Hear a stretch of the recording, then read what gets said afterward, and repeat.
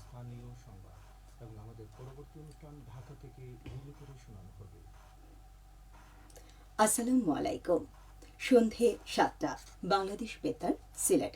সংবাদ পড়ছি সুদীপ্তা দে, টিনা। ত্রয়োদশ জাতীয় সংসদের প্রথম বাজেট অধিবেশন আজ শুরু হয়েছে। স্পিকার হাফিজ উদ্দিন আহমদ বীর বিক্রমের সভাপতিত্বে বিকেল 3টায় সংসদের অধিবেশন শুরু হয়। এর আগে গত 12 ফেব্রুয়ারি অনুষ্ঠিত জাতীয় সংসদ নির্বাচনে বিএনপি সরকার গঠনের পর এটি সংসদের প্রথম বাজেট অধিবেশন।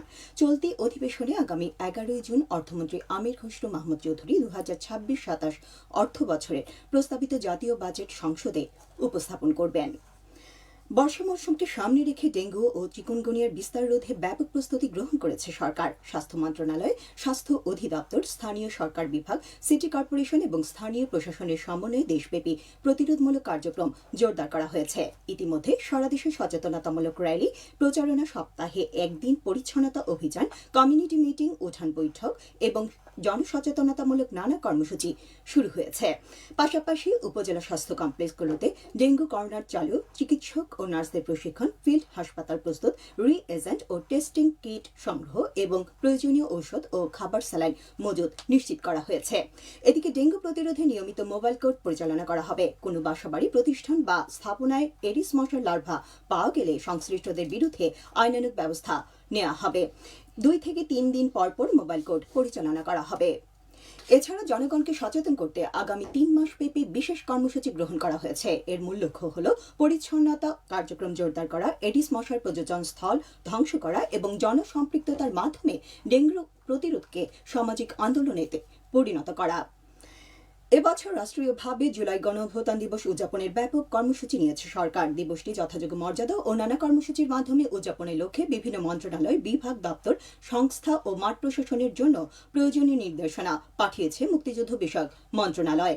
দিবসটি উদযাপনের প্রস্তুতির সঙ্গে শিক্ষা, সংস্কৃতি, যুব ও ক্রীড়া, স্থানীয় সরকার, স্বাস্থ্য, কৃষি, পরিবহন, ধর্ম, সমাজ কল্যাণ, বিজ্ঞান ও প্রযুক্তি, মহিলা ও শিশু বিষয়ক, প্রবাসী কল্যাণ, পরিবেশ, বাণিজ্য এবং তথ্য প্রযুক্তি খাতের সংশ্লিষ্ট মন্ত্রণালয় ও বিভাগগুলোকে সম্পৃক্ত করা হয়েছে।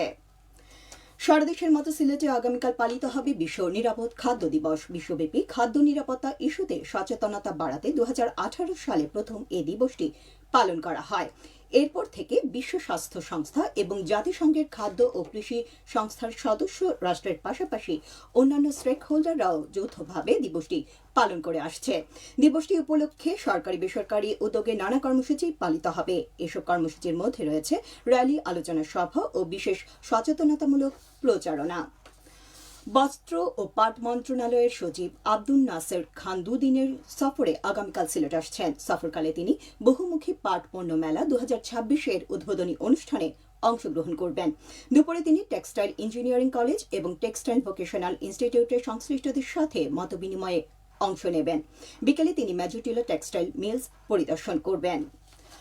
মৌলভীবাজারে কুলাউড়া পৌরসভার সড়ক ও ড্রেন নির্মাণ প্রকল্পের কাজ এগিয়ে চলেছে। এতে ব্যয় হচ্ছে প্রায় 4 কোটি টাকা। নগর পরিচালনা ও অবকাঠামো উন্নয়ন প্রকল্পের আওতায় সড়ক উন্নয়ন, কালভার্ট, রাস্তা প্রশস্তকরণ, আরসিসি ঢালাই, পিচ ও উভয় পার্শ্বে আরসিসি ড্রেন নির্মাণ সহ আনুষঙ্গিক কাজ অন্তর্ভুক্ত রয়েছে।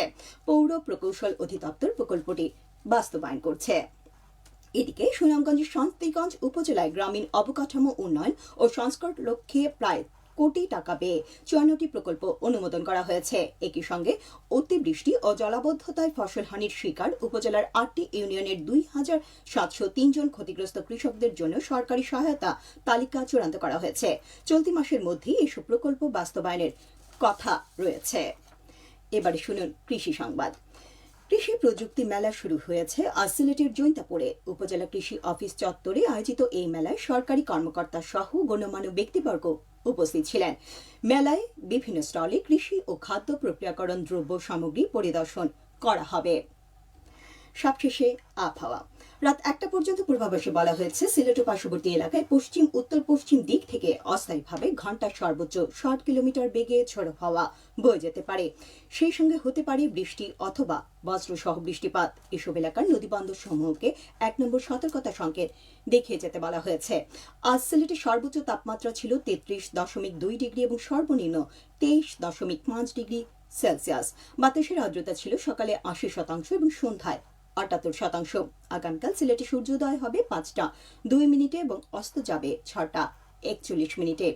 সংবাদ শেষ হলে আমাদের পরবর্তী স্থানীয় সংবাদ প্রচারিত হবে আগামীকাল সকাল ৮টা ১০।